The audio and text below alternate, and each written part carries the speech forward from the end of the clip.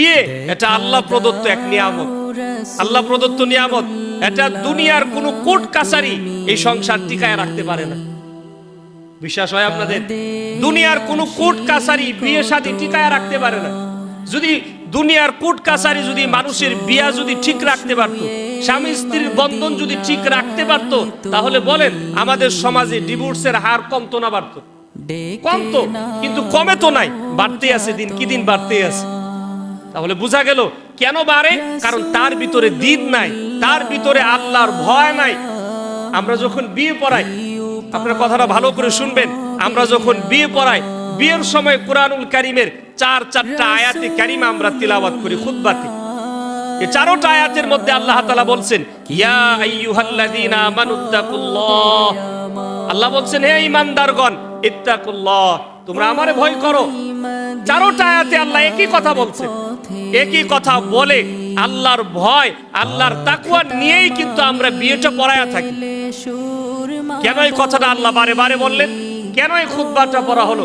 কারণ হলো আল্লাহর ভয় যদি কোনো ছেলের ভিতরে, আল্লাহর ভয় যদি কোনো মেয়ের ভিতরে ঢুকে থাকে, তাহলে এই সংসার কোনোদিন ভাঙবে না, এই সংসার কোনোদিন অশান্তি আসবে না। আল্লাহর ভয় থাকলে ঘরের ভিতরে রহমত আর বরকত ছাড়া আর কিছু জায়গা পাবে না।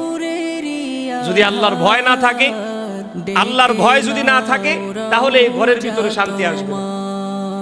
যদি ভয় থাকে যে আমার এনি ছাইরা দেয়, আমার এনি না দেয়, আমার এনি এই করে সেই করে, তাহলে এই সংসার ঠিক না। হাজার কোটি টাকার মালিকের সংসারও ভেঙে যায়। ভেঙে যায় না ভাই? বলেন না ভেঙে যায় না?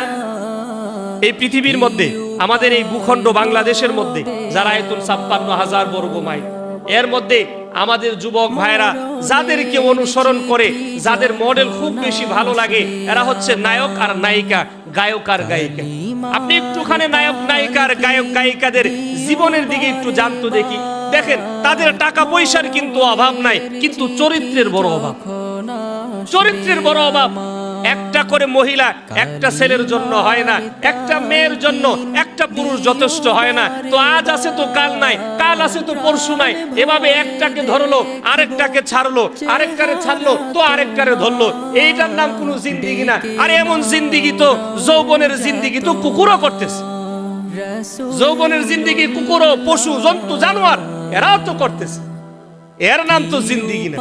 জিন্দেগি হলো হালাল স্ত্রীকে নিয়ে জীবনটাকে পাড়ি দেওয়া, হালাল স্ত্রীটাকে নিয়ে একেবারে মৃত্যুর আগ পর্যন্ত সুখে শান্তিতে, দুঃখে সুখে তার সাথে থাকা, এর নামই জিন্দেগি। এজন্য হালাল স্ত্রীর বড় দাম, হালাল স্বামীর বড় দাম।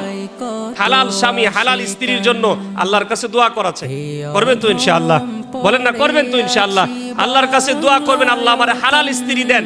আপনি যদি স্ত্রী হন তো দোয়া করবেন, আল্লাহ আপনি আমার একটা হালাল স্বামী দিয়ে দেন।